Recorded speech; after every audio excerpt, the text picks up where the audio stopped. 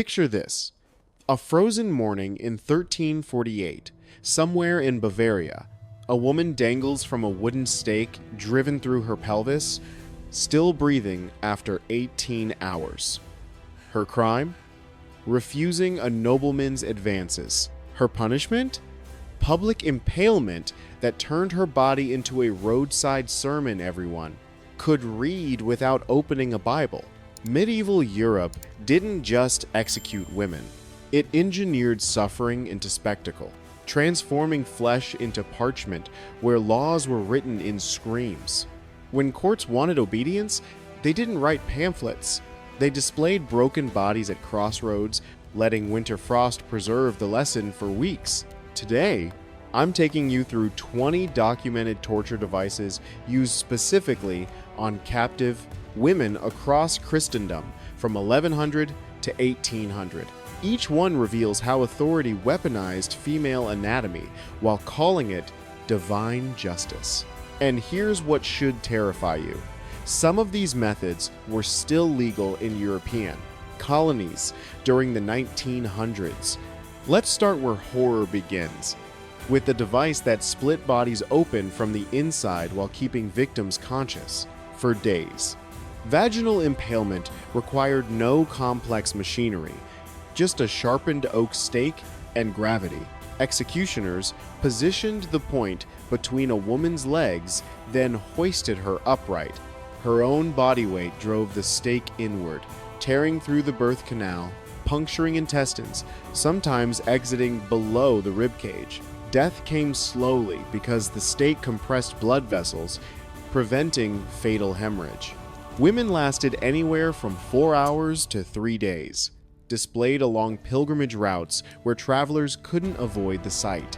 Chronicles from the Fourth Crusade describe thousands of stakes lining roads after cities fell, with women and girls comprising nearly half the victims. Why target the genitals specifically? Because it sent a dual message. Sexual transgression brought sexual destruction, and female bodies existed as state property to be penetrated at will. The method appeared across Europe wherever rebellion needed crushing. After peasant uprisings in 1525 Germany, impaled women marked village boundaries for months until carrion birds picked the stakes clean. But impalement required outdoor space and public shame. When interrogators wanted private suffering, they turned to devices small enough to hide in a dungeon cell. The pair of anguish looked deceptively simple. A metal bulb carved like a fruit, barely larger than a fist. But hidden inside were 4 curved leaves connected to a central screw. Inserted into a woman's mouth, vagina, or rectum, then turn the handle. The leaves expanded outward, tearing soft tissue from the inside out. Inquisition records from 1590s Spain describe this device used on women accused of sexual heresy, particularly those suspected of relations with other women or of refusing their husbands. What made the pair especially cruel was its adjustability. An interrogator could stop at minor tearing to encourage confession, then continue if answers displeased him. Women who survived faced permanent internal damage, infections that killed within weeks, or sterility that ended their value in arranged marriages. The church classified this as gentle persuasion since it left no external marks, visible to visiting bishops. And the pair wasn't even the worst instrument hiding in castle dungeons. When authorities wanted to prevent women from speaking at all, they invented hardware that turned every word into agony. You think muzzles are modern? Wait until you hear what medieval towns locked onto women's faces for the crime of gossip. The scold's bridle caged an entire head in iron, forcing a spiked plate deep into the mouth that pierced the tongue with every movement. Scottish records from 1567 onward show these devices padlocked onto women for crimes, like arguing with husbands, speaking during church, or criticizing local magistrates. Once locked, the victim was paraded through market squares for hours, sometimes entire days, while townspeople jeered and threw waste. The spikes varied by region. Some were smooth bars that simply pinned the tongue. Others featured sharp points that drew blood with each swallow, making even breathing painful. A woman wearing the bridle couldn't eat, drink, or sleep without agony. Quaker preacher Dorothy Waugh described her 1,655 experience in detail. The iron entered my mouth so violently that blood ran down, and the townspeople laughed to see me suffer for speaking God's truth. The bridle wasn't about punishment. It was about teaching every watching woman that female speech itself was criminal. But at least the bridle let you stand. Other devices forced women into positions so degrading that the posture itself became the torture, and what happened next depended entirely on who was watching. The Spanish donkey was nothing but a wooden beam carved into a sharp triangular ridge, yet it destroyed bodies with geometric precision. Guards stripped a woman naked, forced her to straddle the peak, then tied her wrists behind her back. Gravity pulled her weight downward onto the razor-thin edge, concentrating hundreds of pounds of pressure onto her genitals and inner thighs. Minutes felt like hours. Hours caused permanent damage. Court records from Inquisition trials describe weights added to ankles to increase the agony, sometimes splitting the pelvis entirely. Women who survived couldn't walk properly for months, if ever. The damage served a purpose beyond confession. A limping woman advertised her punishment wherever she went, warning other wives and daughters without a single word spoken. Winter made it worse. Imagine naked flesh pressed against frozen wood in January wind while crowds gathered to eat lunch and watch you scream. But the donkey required building materials and public space. When nobility wanted private torture that left victims functional enough for continued and labor, they returned to the oldest tool, the whip. Except medieval torturers didn't use simple leather. They engineered whips that extracted maximum screaming with minimum death risk, and what they created would make you grateful for modern flogging. The scorpion whip earned its name honestly. Standard leather strips were braided with iron hooks, bone fragments, and lead weights that grabbed flesh with each strike, tearing instead of merely bruising. A skilled executioner could land 40 lashes without killing, flaying back muscles into ribbons while avoiding fatal blood loss. Monastic records describe these whips used on nuns accused of sexual sin, the irony being that their own brothers in Christ wielded the lash.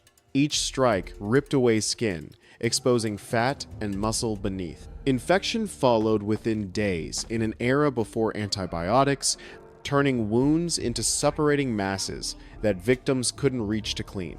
Some women received salt rubdowns afterward, officially to prevent infection but realistically to maximize pain.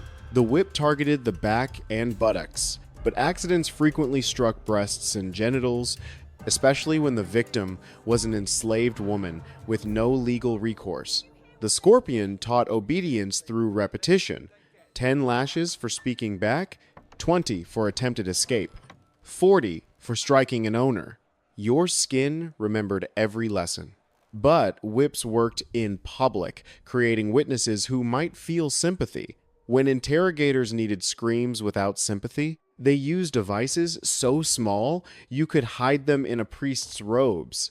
Thumbscrews looked almost innocent. 2 small metal plates connected by a screw. Mechanism: barely larger than a coin purse. Slip a woman's thumb between the plates, then turn the handle. Bone compressed against metal with increasing pressure until something cracked. The sound echoed through dungeon chambers, a wet snap that confessors heard clearly through stone walls. And that was exactly the point. Inquisitors loved thumbscrews because they scaled perfectly. A quarter turn produced bearable pain. A half turn brought agony. A full turn shattered bone. Women could watch their own fingers flatten, seeing the torture before feeling it fully.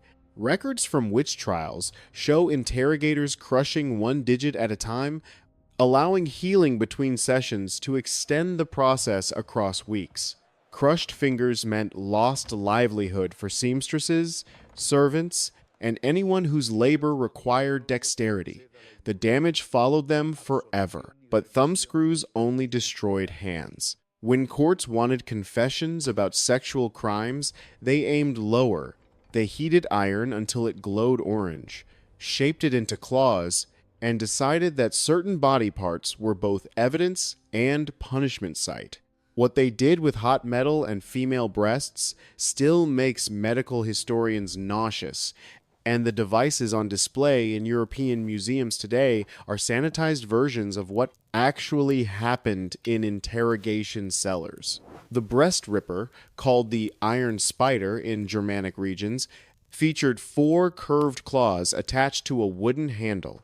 Executioners heated the metal until it radiated visible waves, then clamped the claws onto a woman's breast. The pulling came next, a slow, steady tear that ripped tissue away from the chest wall while the victim was chained, upright to a post. Trials for adultery, abortion, heresy, and witchcraft all prescribed this punishment. The legal logic being that breasts symbolized motherhood, so crimes against sexual morality deserved destruction of maternal anatomy. Saint Agatha's martyrdom in 251 AD described this torture in detail, and medieval courts copied the technique enthusiastically. Some women had one breast removed, others lost both. Many bled to death during the process, which courts classified as God's judgment rather than execution. Those who survived faced guaranteed infection, exposed muscle tissue, no antibiotics, and dirty iron tools created sepsis that killed within a week. The torture made a statement that transcended individual punishment. Female bodies existed to serve male authority, and deviation meant dismemberment.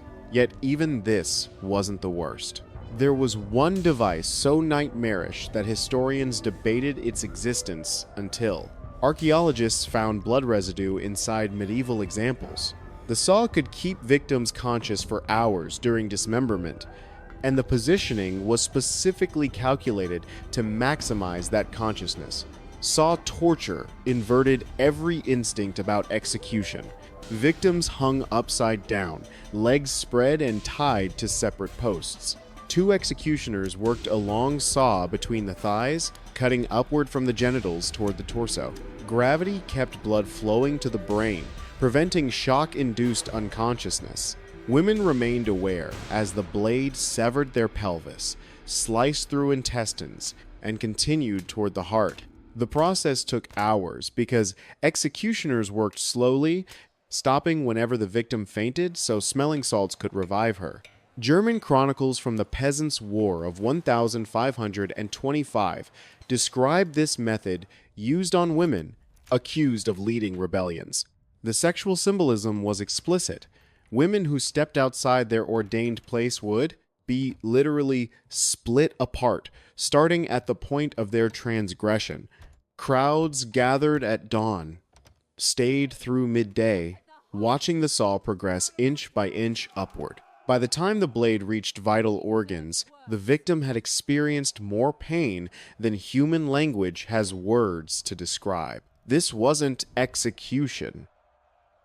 Witchcraft accusations, speaking against husbands, refusing arranged marriages, and even gossiping about nobility.